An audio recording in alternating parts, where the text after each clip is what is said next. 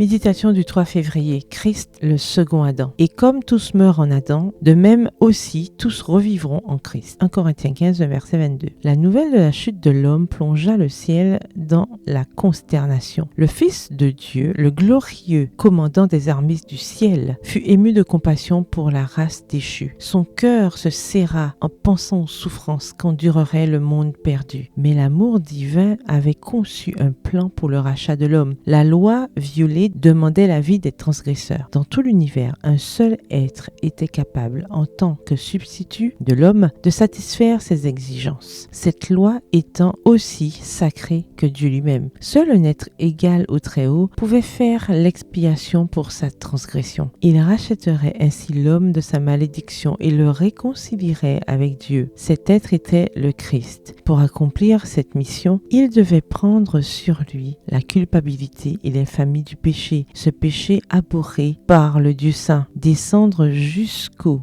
dernier échelon de l'ignominie et se voir séparé de son Père. Le plan du salut avait été formé avant la création de la terre. Néanmoins, ce ne fut pas sans lutte que le roi de l'univers consentit à envoyer son Fils à la mort pour une race coupable. Ô mystère de la rédemption, de l'amour de Dieu pour un monde qui ne l'aimait pas. À travers les âges sans fin, les esprits immortels cherchant à sonder le mystère de cet amour incompréhensible seront émerveillés et en adoration. Extrait du livre Patriarches et prophètes au chapitre 4 aux pages 43 et 44. Le Christ est appelé le second Adam. Il a commencé où le premier Adam avait commencé, dans la pureté et dans la sainteté, en relation avec Dieu et aimé de lui. Le Christ fut tenté de maintes façons par Satan, plus cruellement que ne l'avait été Adam et dans des circonstances plus douloureuses encore. Le suborneur se déguisa en ange de lumière, mais le Sauveur résista à ses tentations. Jésus racheta la chute ignominieuse d'Adam et il sauva le monde. Il vécut la loi de Dieu et honora cette loi dans un monde de transgression. Il révéla à l'univers céleste, à Satan, à tous les fils et à toutes les filles d'Adam que par sa grâce, l'humanité peut garder la loi de Dieu. La victoire du Christ fut aussi totale qu'avait été complète la défaite d'Adam. Nous devons donc résister à la tentation et obliger Satan à s'éloigner de nous. Extrait du livre Avec Dieu chaque jour, la lecture du 15 novembre à la page 340. Bonne soirée, que l'Éternel vous bénisse.